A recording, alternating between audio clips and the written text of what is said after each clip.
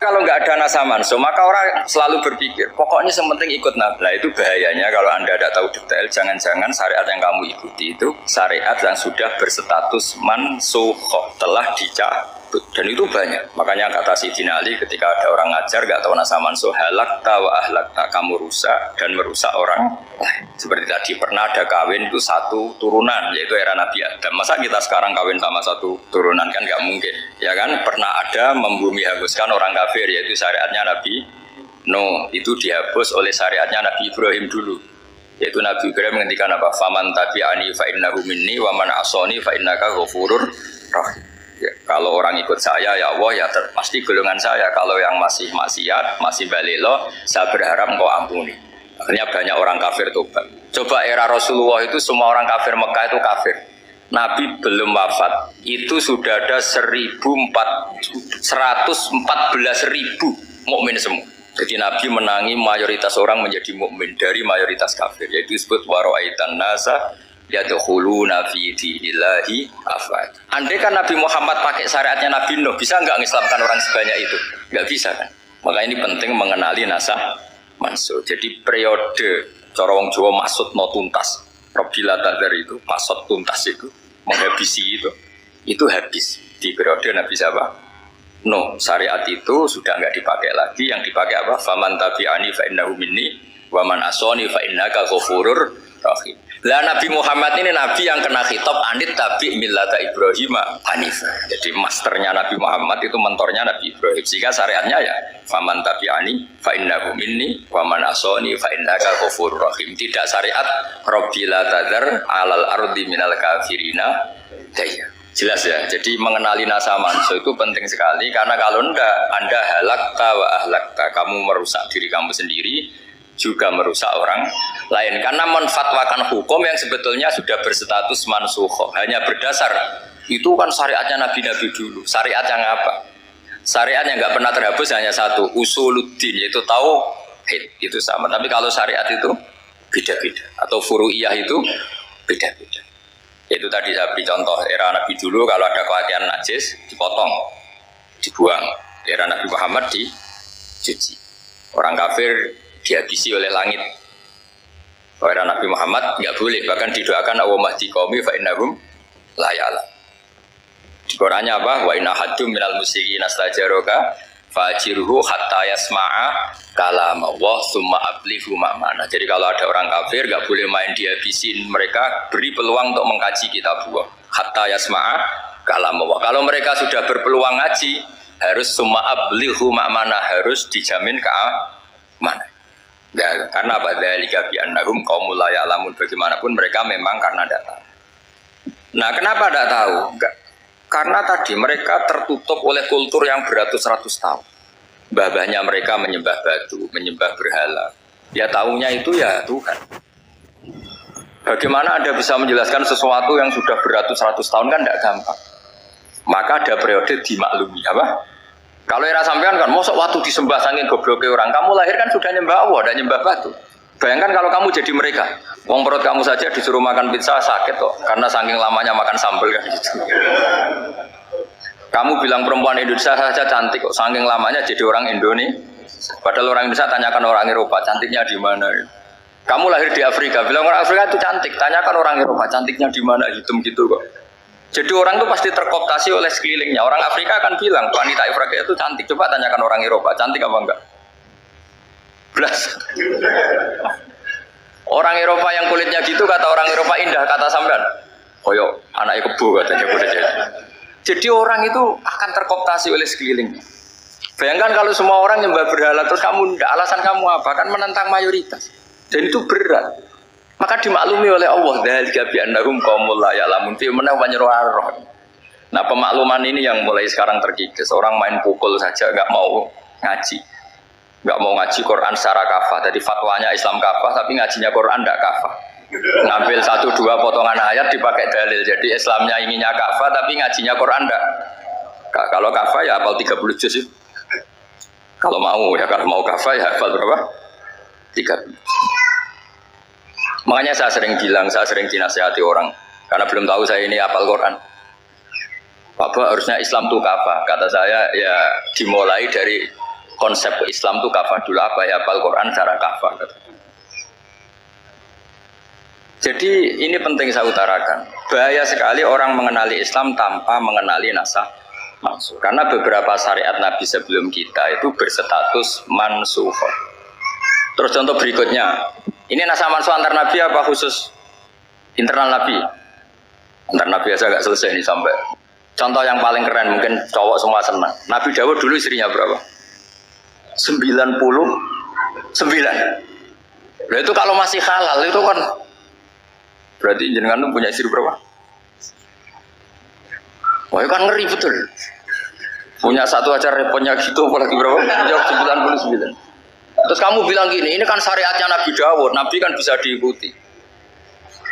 Pernah ada periode di mana seperti itu boleh. Jadi makanya mau tidak mau mengenali nasah mansuh itu harus. Kalau enggak ya kamu masih berkeyakinan boleh beristri berapa? Nah ini penting saya utarakan. Makanya Sayyidina Ali itu kalau ngetes calon mubalek, kira-kira kalau Kemenak dulu inginnya apa? Sertifikasi apa? Mubalek. Itu tanyanya gitu. Ta'arifun an-nasa wal mansuh, kamu apa tahu nasa mansuh lah? Jawabnya Sayyidina Ali, halak tahu halak tahu, kamu orang yang rusak. Karena tadi takutnya ada syariat yang sudah mansuh dipakai. Itu tadi misalnya kita ini tidak umatnya Nabi Nuh, tapi pakai syarat Robbila tagar alal ardi minal kafirina. Terus ketiga begini, misteri manusia itu. Dan ini kita tidak pernah tahu sampai kiamat, tapi ini ilmu harus kita diskusikan. Misalnya saya ini namanya Baharudin. Saya sekarang hidup sampai 2019 sekarang. Kan hanya Allah yang tahu berapa turunan saya sampai kiamat dan statusnya kayak apa. Donald Trump juga gitu. Donald Trump itu sekarang kafir. Tapi kita tidak pernah tahu nanti turunan keberapa ada yang Muslim. Nah turunan yang calon Muslim ini diletakkan di mana kita tidak tahu. Yang jelas kalau kamu bunuh itu katut itu. Artinya gini, logika membiarkan orang kafir itu ya ada logikanya. Gitu. Nah, logika membunuh karena mereka mau membunuh kita ya ada logika fikihnya karena kalau kita ada membunuh dibunuh. Makanya semuanya hukum ini terus bergantung al-hukmu yaduru ma'ilatihi wujudan wajib. Di sini terus dipertemukan. Makanya semua nabi itu kalau yang namanya membunuh pasti pas perang saja karena ini kondisi yang memang pilihannya hanya dua, kalau nggak dibunuh ya membunuh. Ada duel lah itu. Maka ini butuh kajian fikih dan orang nggak boleh subjektif dalam hal ini. Saya ulang lagi, tidak boleh subjektif karena tadi orang yang kamu katakan sekarang misalnya Zaid, kamu itu bodoh sekali. Kenapa bodoh? Nggak hafal Quran, nggak pernah kuliah, nggak pernah ngaji. Ternyata Zaid ini bersemayam calon anak yang alim alama hafal Quran, namanya Umar, tapi masih jadi sperma. Suatu saat Zaid itu punya anak alim alama, kan banyak orang tidak bisa baca Quran punya anak hafid, banyak nggak di Indonesia? Banyak nggak petani yang punya anak dekan? Petani punya anak dekan, yang dekan punya anak naik kelas saja susahnya bukan main. Banyak kan? Nah ketika dibalik nanti ada dekan punya anak goblok, yang petani punya anak dekan, pinter mana? Kita tidak pernah tahu, makanya ini kan ya sudah kalau nggak pernah tahu ya bilang saja wallahu alam kan selesai, daripada keminter keliru kan ada wallahu alam. Makanya cerita favorit guru saya Kiai Haji Maimun Zubair itu punya apa namanya Kiai Zubair, itu cerita favoritnya itu ada santri namanya Soleh. Soleh itu alim alam. Orang Madura itu cara berpikir kan kalau kiai saja alim seperti itu apalagi bapaknya. Pas bapaknya main ke pondok, santrinya ada ribuan, bapaknya main ke pondok itu. Sholat itu ya gak bener, gak sesuai sunnah Rasul lah kira-kira gitu. Sudah sholat itu gak bener, apa-apa gak bener. Masih ditakwil sama santri Madura, karena orang Madura itu kultus. Mungkin khilaf itu satu khusus, pokoknya perlakuan khusus. Suatu saat saking bodohnya orang itu, kenceng itu pikir musola. Wah ini gak bisa ditakwil lagi, akhirnya gak bisa ditakwil tuh gak. Wah ini sudah gak bener ini, gak bener. Singkat cerita santri tadi gak kuat matur ke kiainya, Pak Yai. Jenengan sealim itu kok bapaknya segoblok itu. Kenapa? Ya, dia kencing pikir musola. Oh bapak saya itu pintar sekali. Kok bisa? Karena beliau yang memutuskan saya mondok sampai saya jadi alim alama seperti ini. Yang bodoh itu mbah saya. Bodoh itu mbah saya.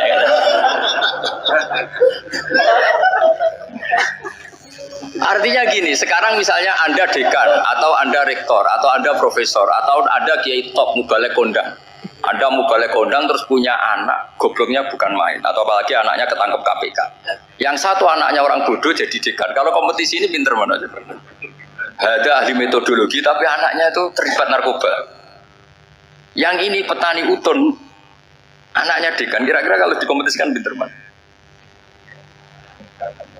Anaknya pinter petani tadi, yang ketika petani kamu vonis bodoh gitu.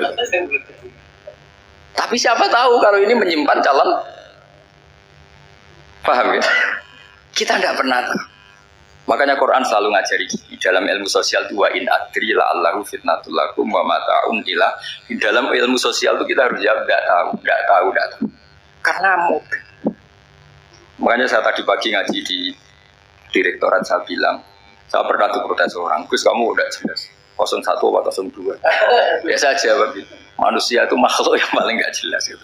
Sekarang soleh suatu saat saja gak soleh. Yang sedang gak soleh suatu saat soleh. Sesuatu yang mungkin rubah kok kamu fanatik itu gimana? Nalarnya itu gimana? Coba kita tahu dulu Wahsy itu pembunuh Hamzah, akhirnya mati mukmin ya enggak? Padahal orang yang sangat dibenci Rasulullah karena membunuh Sayyid siapa? Hamzah. Sa'labah yang tukang itikaf di masjid akhirnya suul. Kita tidak pernah. Nah kalau nggak pernah tahu ya tidak usah terlalu fanatik biasa. Kayak jenengan seneng saya itu ya saya tidak tahu sampai kapan ya. Saya seneng sampai kapan ya. Kayak suami istri. Pas nikah harmonis bulan madu sampai kapan? Yang jelas paling awet itu pasangan jelek itu pasti nggak awet. Makanya jadi guyonan. Pasangan itu jangan baik-baik gak awet. Kalau jelek itu awet. Ternyata maksudnya cantik sama ganteng. Itu suatu saat pasti jadi jelek. Yang jelek sama jelek pasti jelek terus. Makanya jadi guyonan. Kalau pasangan jelek itu awet katanya. Tapi kalau pasangan baik, ternyata baik wajahnya itu pasti gak awet. Suatu saat pasti jelek. Tapi yang jelek awet. Karena mulai dulu ya jelek sampai gitu. Awet jeleknya maksudnya bukan. Ya jelas ya, jadi saya mohon sekali ini ilmu. Sampai ada urusan, ini bukan urusan cocok tidak cocok, tapi ilmu. Ilmu harus kita dengar bahwa syariatnya para nabi itu yang sifatnya furu'iyah, tidak usuliyah, tidak tauhid itu potensi rubah. Sehingga mengkaji nasah mansuh itu satu keharusan seorang ulama. Makanya setiap ada syariat nabi, hal hadis syariah mu'abbadah amla, mansukha amla. Karena potensi itu tinggi. Kita tahu dulu semua nabi sholat menghadap apa? Baitul Maqdis. Era Rasulullah dipindah ke Ka'bah. Tapi kalau kamu katakan total Baitul Maqdis ya tidak juga. Nabi Ibrahim mulai dulu madhabnya ke Ka'bah. Tapi kalau Nabi Musa ke Baitul Maqdis. Terus kamu bilang ini 01, 02 ya memang syariat jadi sesuatu yang furu'iyah. Nah, kenapa ini furu'iyah? Jawabannya sederhana. Ketika seseorang menghadap Ka'bah itu menghadap batu apa menghadap Allah? Allah. Ketika menghadap Baitul Maqdis hakikatnya menghadap Allah apa menghadap Baitul Maqdis? Allah. Maka menghadap Ka'bah itu sebenarnya masalah furu'iyah. Yang masalah usuliyah adalah inni wajjahtu wajhiya lilladzi fataras samawati wal ardh. Yang permanen adalah menghadap Allah Subhanahu wa taala. Cuma secara prosedur syariatnya secara zahir menghadap Ka'bah. Maka potensi rubah karena ternyata itu furu'iyah, untuk kiblatnya itu furu'iyah. Yang permanen adalah menghadap ke Allah Subhanahu wa taala. Ini pentingnya. Jadi terus sekarang masih antar nabi apa di internal nabi? Ini sudah mau selesai, ini sudah habis ini. Internal. Ini sudah selesai, ini sudah pas. Mohon Pak ambil. Oh. Jam ini sudah. Sampai mana tadi? Teruskan apa enggak? Sudah ya, sudah kayaknya sudah. Biar kelihatan cerdas. Sekali pertemuan sudah pinter gitu. Berapa? Setengah jam sudah pinter gitu. Yang internal nabi apa antar nabi? Internal ya, sudah sekarang ke internal. Kalau internal lebih banyak lagi contohnya. Yang masyhur tentu masalah Baitul Maqdis. Dulu Rasulullah pernah sholat menghadap Baitul Maqdis 16 bulan berapa? 16 bulan, gila 17. Pokoknya khilafnya hanya 16 dan 17. Kalau ada bilang 10 bulan berarti gak pernah ngaji khilafnya. Karena khilafnya itu hanya 17 sama 16. Akhirnya sama Allah diminta disuruh menghadap ke Ka'bah. Saya ulang lagi, itu tetap masalah antar nabi sebetulnya. Begini, Makom itu kalau dalam bahasa Arab bukan kuburan. Kalau di Indonesia kan makomnya Sunan Bonang itu kan kuburan. Kalau makom dalam bahasa Arab itu sesuatu yang pernah dipakai singgah, itu namanya apa? Makom. Lalu Rasulullah itu pertama di Medina itu madhep Baitul Maqdis itu 16 bulan. Orang Yahudi senangnya bukan main. Sampai mereka bilang gini, Muhammad tuh gaya-gaya nandok punya agama baru, tapi kiblatnya ikut kita. Baguslah anak itu, katanya. Masih tahu diri katanya. Bagus katanya, itu masih tahu diri. Jadi senangnya bukan main orang Yahudi, karena kiblatnya Muhammad sama dengan mereka. Ya tentu mereka jangkar Muhammad, bukan Sayyidina Muhammad atau Rasul Muhammad, karena mereka masih gak iman. Nabi itu ya agak tersiksa karena beliau secara gen turunan Nabi Ibrahim dan kiblatnya Ibrahim itu Ka'bah. Agak tersiksa tapi sami'na wa ata'na tetap madhab ke Baitul Maqdis berapa? 16 bulan. Suatu saat Nabi Muhammad itu disuruh madhab Ka'bah. Ini dengerin. Akhirnya madhab ke Ka'bah. Apa yang terjadi? Orang Yahudi komentar gini, Muhammad itu gimana? Dia di perantauan, rindu sama keluarganya. Terus rindunya itu diaplikasikan jadi perilaku agama. Jadi dia madhab Ka'bah, dianggap kangen. Kayak saya kan orang Rembang. Rembang itu apanya Jogja? Timurnya apa? Nggak, Jakarta itu mana Jakarta itu? Barat sana ya. Ibaratnya saya orang Jakarta, terus merantau di Jogja. Dulu kiblatnya itu menghadap ke timur, terus ketika madhab ke barat, kata sampean, wah itu padune kangen apa? Keluarga. Juga kurang ajar orang Yahudi. Jadi orang Yahudi itu memang paling pinter bully. Makanya kalau sampean tukang bully itu ya agak-agak, ya enggak. Saya tidak ngomong agak ya, pokoknya agak-agak. Ya. Pinter bully orang Yahudi. Makanya nggak ada orang debat sepinter orang Yahudi. Yang bisa ngalahkan hanya Tuhan itu. Orang Yahudi yang bisa ngalahkan hanya Tuhan. Lalu Sayyidina Ali orang paling terkenal cerdas. Itu kalau sama orang Yahudi itu pusing. Karena ya apa logikanya itu?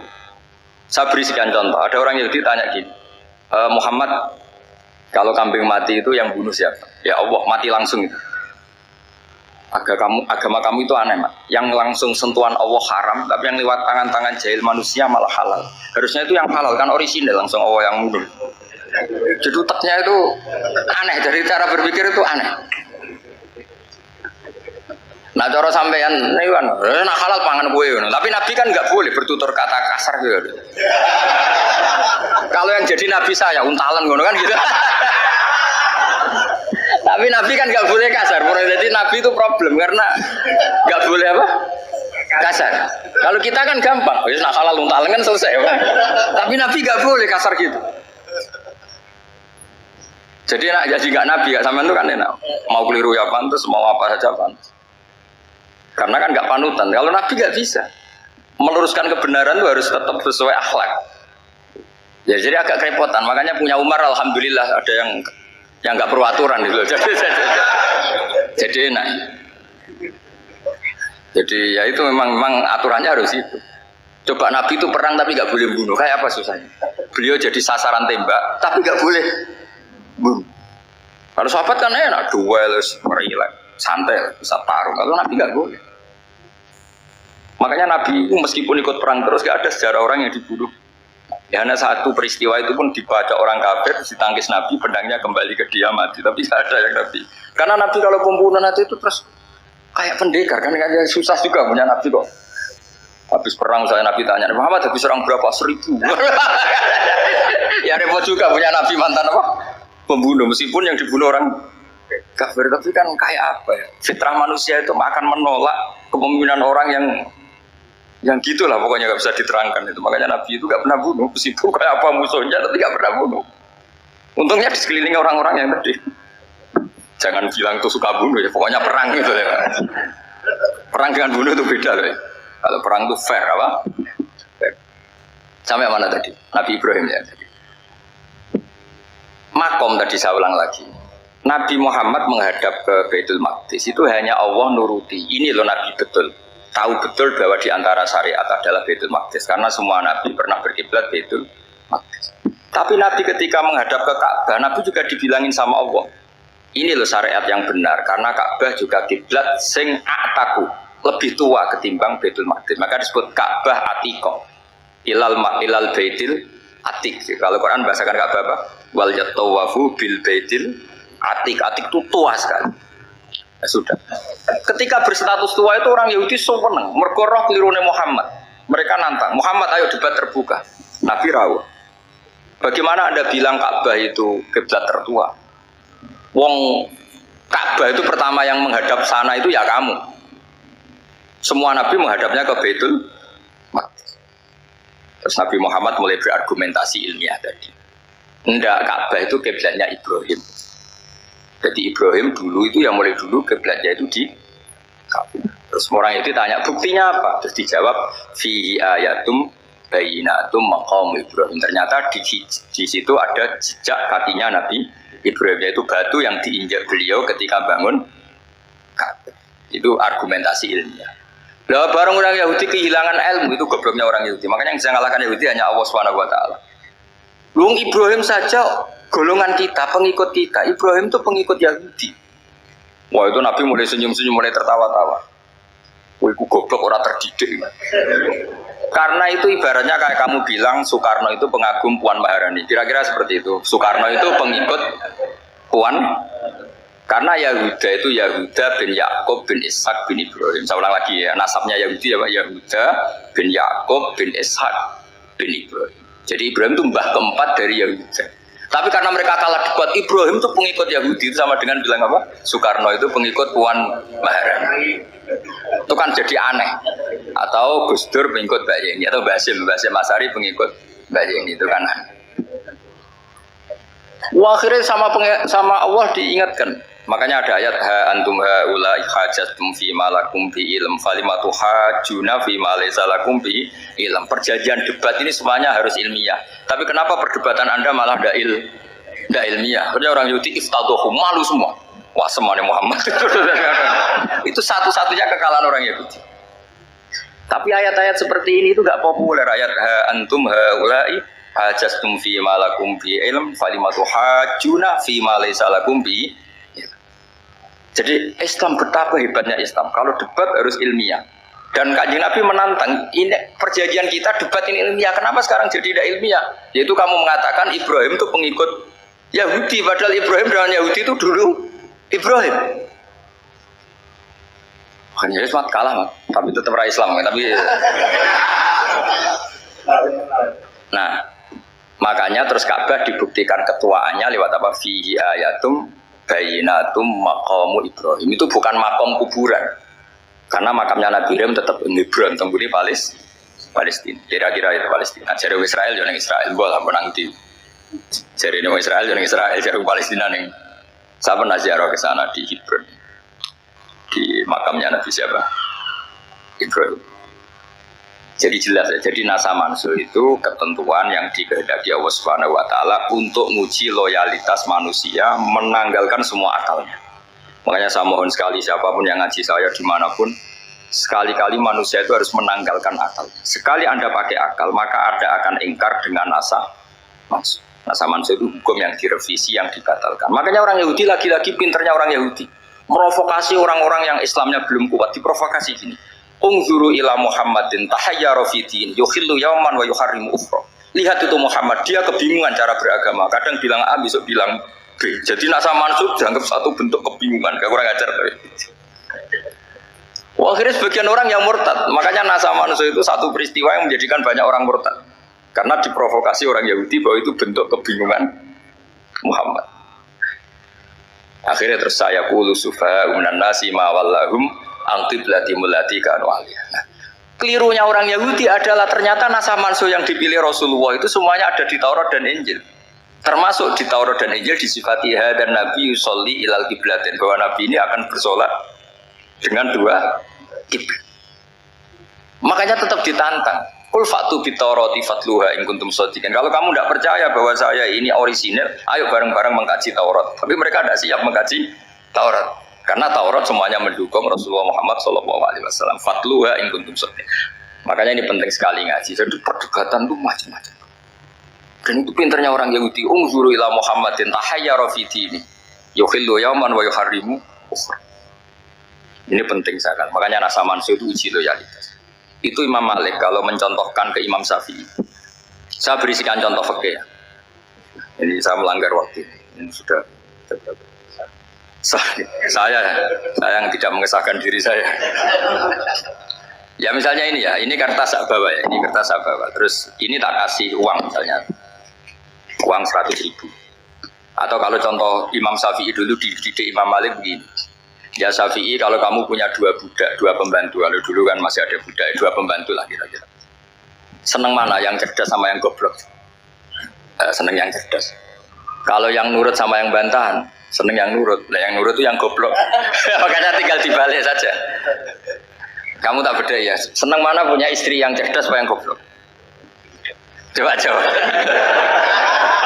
Atau ibu-ibu mbak-mbak ini, seneng mana punya suami yang cerdas atau yang goblok? Kalau cerdas gak bisa diakali. Tapi goblok nurut tapi ya kadang di sini-sini kan. Nah, itu kan antar manusia. Masalahnya kita menghadapi Allah Subhanahu wa taala yang semua kita pasti bodoh. Kita menghadapi Allah Subhanahu wa taala yang semuanya kita pasti bodoh. Allah jelas ngendikan wa kanal insanu zaluman jahula. Manusia itu banyak dolimnya. Dolim itu sifat mubalaghah. Kalau orang dolim sekali dolim, kalau sering zalum, kalau jahil biasa jahil, kalau banget jahili jahul. Bahasa Arab kan gitu memang. Ghafir, pengampun biasa. Kalau ghafur selalu mengampuni. Syakir, makanya sifatnya Allah Ta'ala ikut wazan fa'ul semua. Ghafur, syakur. Atau diikutkan wazan fa'al. Kalau goblok biasa jahil, goblok banget jahal kan gitu. Kafir biasa kafir, kalau kafir banget kafar. Ya, jadi wazan balagha itu bisa fa'al, bisa fa'ul ya. Kafirin, kafar atau kafur. Paham ya? Malah ngaji nahwu. Ya, tapi ini memang perangkatnya ya. Ini kan perang mau tidak mau. Makanya misalnya Allah tidak suka kulla kafarin banget kafir ya, Pak. Paham ya? Kulla khawanin banget khianate. Kalau khain khianat biasa, kalau khawan sering khianat. Lah manusia itu kata Allah apa zaluman? Wis banget dolime banget. Itu kalau yang ngarang hikam mencontohkan tuh gini, manusia itu pas bener saja salah, apalagi pas salah. Jadi manusia itu kata Imam yang ngarang hikam itu man itu kanat mahasinhu masawiyah fakih fala takunu masawi masawiyah. Ketika baik saja buruk, apalagi ketika buruk. Coba kalau ada orang dermawan sama teman-temannya, tanyakan istrinya. Duit diambur-ambur, diseno konco ngalono bojo. Mesti gitu. Teman yang sering silaturahim ke teman-temannya, kata temannya baik, senang silaturahim, tanyakan istrinya. Oh, meninggali wong. Jadi manusia pas baik saja ada buruknya. Apalagi pas buruk. Makanya dulu bapak saya ngajarin saya istiqomah ya apik ya. Tapi kadang-kadang nak keterusan ora istiqomah ngangkangi orang ya udah punya kesempatan. Misalnya ada imam masjid ngimami terus sampai tua sampai mau mati. Itu istiqomah apa enggak memberi peluang yang lain? Enggak jawab. Jadi itu manusia. Jadi pas baik saja buruk, apalagi pas buruk. Kayak saya gini di sini ngajar baik, tapi saya ada sopannya harus di atas. Padahal banyak orang sepuh ada Pak On, ada beberapa yang kan terpaksa nggak sopan. Tapi sama yang nyuruh, berarti sama yang dosa. Kemarin saya minta di bawah supaya ganjaran saya utuh ini gara-gara begini ganjaran saya ini agak terkredit terdebet itu karena itu. Saya teruskan. Jadi manusia itu punya sisi itu karena manusia itu zalum dan apa jahil. Bahkan al-insanu zaluman. Problemnya ini ngadepi Allah yang selalu pinter, yang kita selalu bohong. Misalnya gini, kamu ditanya Allah. Ini contohnya Imam Malik. Ikla hadi sokhro fa inna tahtaha dhahaban. Coba bongkahan batu itu kamu angkat, di bawahnya ada emas. Lalu budak yang pinter berlogika, oh disuruh buka itu karena ada emas toh. Berlogika. Kalau budak yang goblok enggak, ya disuruh ya diangkat saja. Ada emas apa enggak karena perintah ya diangkat. Yang satu nurut karena perintah, yang satu nurut karena ada emas, ada sesuatu. Logikanya suatu saat Tuhan itu hanya bilang gini dok, ikhla hadis sokhroh, batu itu angkat.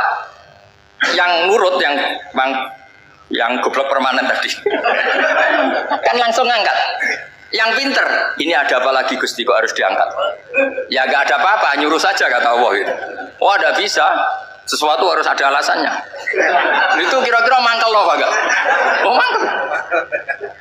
Nah, logikanya manusia seperti itu. Makanya dua murid pinter, di rakyat pinter, presiden ya susah mesti demo.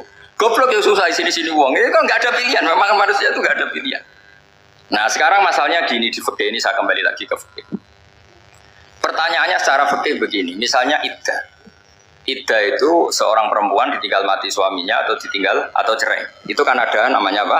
Iddah. Iddah itu memastikan apa tujuannya? Memastikan rahim itu steril dari mani atau sperma zaut awal. Supaya nanti kalau dinikah orang lain tidak terjadi ikhtilatul nasab. Oke, berarti iddah kita beri argumentasi secara ilmiah li baro'atir rohmi. Jadi misalnya Zaid menceraikan istrinya Sri dalam keadaan masih bisa haid. Iddahnya 3 kali masa suci. Wal mutallaqatu yatarabbasna bi anfusina salah satu guru. Lalu karena secara teori medis kalau haid berarti bukti tidak hamil. Apalagi kalau haidnya terulang-ulang sampai 3 kali pasti tidak hamil. Sehingga kalau nanti dinikahi orang lain pasti kalau ada anak ya anaknya zaud sani atau zaud kedua. Berarti alasan iddah li baro'atir rohmi. Oke, kita sok pinter, sok bijak. Pertanyaannya adalah sekarang sudah baru 1 bulan suaminya di Malaysia nggak pernah ngumpuli. Dicek di medis juga berbukti tidak hamil. Apakah boleh tanpa iddah? Semua ulama mengatakan tidak boleh. Tapi ini kan rahimnya jelas bersih. Ya karena iddah itu nuruti perintah pangeran. Pokoknya tetap iddah 3 kali masa suci. 3 kali masa suci atau masa haid. Itu ada perdebatan ulama. Tapi kan ini terbukti bersih Gus. Meskipun terbukti bersih kata Allah harus iddah 3 bulan atau berapa? Kira-kira 3 bulan 4 bulan ya tetap harus iddah. Milih mana sok pinter Gusti berhubung ini. Pangeran buat terang gitu. Berhubung.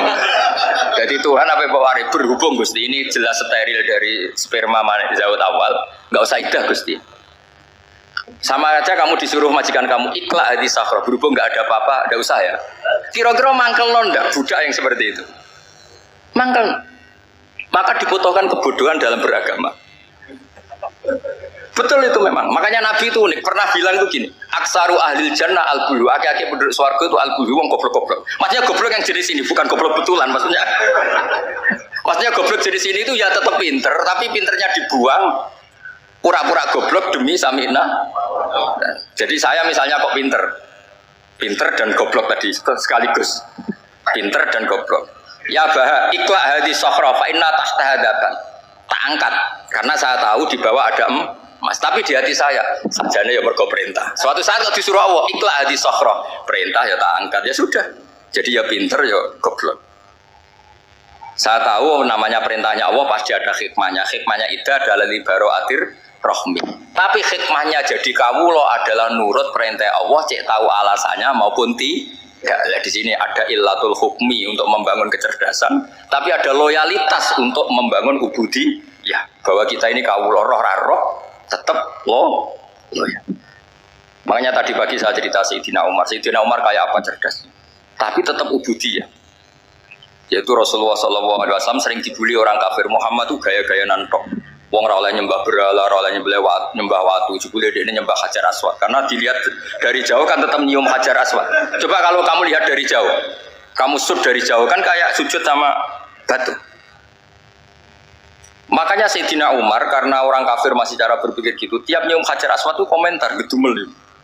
Alim tu annaka hajarun la tadurru wa la tanfa. Walau la anni ra'aitu Rasulullah qabbalaka ma qabbal. Bukan. Aku ron aku watu, ora mandoroti ora manfaati. Kalau saja saya tidak melihat Nabi nyium kamu, saya tidak sudi nyium kamu. Jadi tidak berdoa doa mustajab itu tidak berutu. Karena apa? Umar tahu ini masalah secara tauhid. Kalau saya doa depan Hajar Aswad nanti dikira syirik karena berdoa di depan batu. Tapi kalau saya tidak nyium nyulayani sunnah Rasul yaitu nyium Hajar, wis tengah-tengah nyium sambil gerutu, itu sudah kompromi. Ya nyium tapi gerutu. Kayak apa? Makanya ya cerdas tapi ya goblok tadi ya cerdas. Itu uniknya Rasulullah. Jadi muji orang pintar ya sudah langit. Tapi Nabi pernah dalam satu hadis mengatakan aksaru ahlil jannah al-bulbu. Aki-aki penduduk swarga itu orang bodoh. Artinya orang bodoh itu bukan bodoh betulan kan. Dia meninggalkan akalnya demi loyalitas ubudi. Untuk menutup itu bukti begini. Perang Badar itu perang yang nggak mungkin dimenangkan umat Islam karena orang kafir itu 1000 dengan pasukan full dengan peralatan perang full. Rasulullah itu tahun kedua Hijriah itu pasukannya hanya 313. Itu pun pedang itu untuk orang 5 itu hanya ada pedang 1. Jadi kalau mau dibaca orang sih kamu nilai pedangnya aku. Itu kan nggak kebayang perang dalam keadaan seperti itu. Jadi mesti kalah, orang kok mungkin kalah mesti. Tapi Nabi tetap bilang saya ini disuruh Allah perang, ya harus berangkat. Yaitu perang Badar. Kata para sahabat, ya Rasulullah ini nggak masuk akal, sudah nggak usah perang, ini tidak masuk akal, mau setor nyawa. Sudah gitu dadaan, nggak ada persiapan. Lucunya apa? Sahabat itu ketika Nabi tetap berangkat. La akhrujanna walau wahdi. Nabi menginginkan saya tetap berangkat meskipun sendi. Setelah Nabi berangkat sekian meter, tuh sahabat ikut semua. Kata Nabi, lah kamu kok ikut? Ya ikut saja. Kata kamu mesti kalah. Ya anggap saja setor nyawa. Demi loyalitas pada jenengan. Itu makanya nggak ada periode sebaik periode sahabat. Tapi yang gerutunya jalan. Karena gerutu ini bawaan ilmiah. Makanya kita loyal sama presiden. Tapi yang nggak cocok ya gerutunya jalan. Tapi bawaan mencintai Indonesia tetap jaga stabilitas. Itu bawaan cinta Indonesia, bukan cinta pejabat yang kadang. Gerutunya jalan. Tapi bawaan loyal sama Indonesia tetap mengaku. Bawaan loyal sama Rasulullah tetap ikut perang. Bawaan akal karena nggak masuk akal ya gerutu. Dan itu uniknya Quran itu mengapresiasi itu dan dianggap nggak masalah. Saya bacakan ayatnya. Kama akhrajaka rabbuka min baitika bil haqq wa inna fariqam minal mu'minina lakarihun yujadilunaka fil haqqi ba'da ma tabayyana ka'annama yusaquna ilal mauti wa hum yanzurun. Peristiwa Badar ada peristiwa kamu itu keluar untuk perang. Sahabat kamu ngikuti, tapi mereka lakarihun, enggak senang sebetulnya. Karena enggak masuk akal. Ya geremeng tapi ya derek. Yujadilunaka fil haqq, mereka mendebat kamu dalam kebenaran. Jadi ya Rasulullah wong perang kawan kalah kok jenengan lakoni alasane nopo? Lah kok melok? Ya saya harus ikut jenengan kan jenengan Nabi. Itu unik. Kalau orang sekarang mana mau, kalau gak masuk akal gak mau melakukan. Coba misalnya istri kamu belajarnya dikurangi. Anggap saja petualangan latihan hidup di masa lalu. Gak mau. Padahal petualangan itu hal yang indah. Petualangan itu kan hal yang indah, kan gak mau. Oh ngirit aja alasan. Tapi lucunya kalau dijak camping bermiskin-miskin di hutan mau. Karena karpe dewe, tapi suami yang ngongkon. Ayolah seminggu ini kita model miskin, anggap aja petualangan masa lalu. Enggak mau. Karena pinter, apa? Coba kalau bodoh. Ya ngono ya rapopo Mas. Tapi resikonya nak bodoh, pas kamu sakit ya dibiarin. Karena dia melihat sakit kan biasa, namanya manusia. Jadi makanya ini pilihannya susah, hidup itu masih susah makanya ini. Jadi uniknya Quran gitu, Quran itu membolehkan psikologi manusia. Makanya Allah ngendikan kutiba alaikumul qital wa huwa kurhul lakum. Ya saya tahu kamu tidak suka perang. Allah yang ngakui wa huwa kurhul, enggak apa-apa. Tapi ketidaksenangan kita harus dilawan demi mengikuti Allah dan misalnya perempuan Allah juga gitu, wa ashiruhunna bil ma'ruf. Gauli istri kamu muamalah secara baik. Kata Allah fa in karihtumuhunna fa asa an takrahu syai'a wa ja'alallahu fi khairan katsira. Mungkin ada watak yang kamu tidak suka, tapi di situ ada kebaikan. Allah ngaku yang namanya suami mesti ada watak yang enggak suka dari istri. Juga sebaliknya lebih banyak lagi yang suami istri kamu tidak suka watak kamu. Juga enggak suka hidung kamu, wajah kamu banyak lah enggak disuka. Tapi demi kestabilan negara suami istri ini, mereka loyal, justru itu bagus.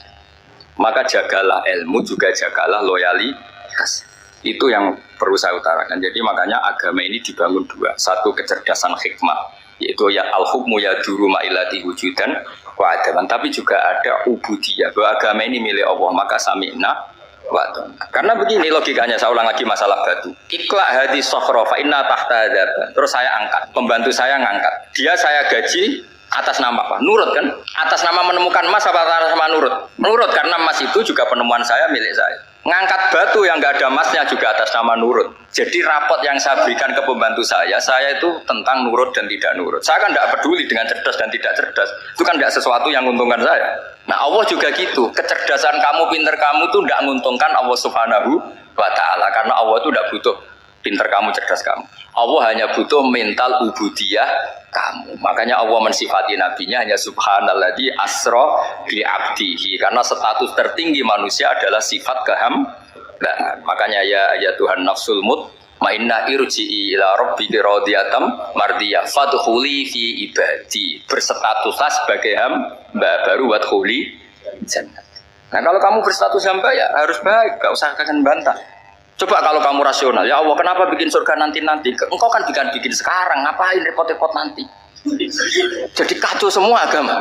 Makanya yang perlu didahulukan adalah status ya Tuhan nafsul mutmainnah irji'i ila rabbiki radiyatan mardiyah fadkhuli fi ibadi. Masuklah berstatus sebagai hamba saya. Khasnya hamba tadi ya cerdas karena semua yang diperintahkan Allah pasti ada hikmahnya. Tapi kecerdasan ini kadang kita tinggalkan demi loyalitas ubudiyah. Assalamualaikum warahmatullahi wabarakatuh. Nikmat paling gede yaiku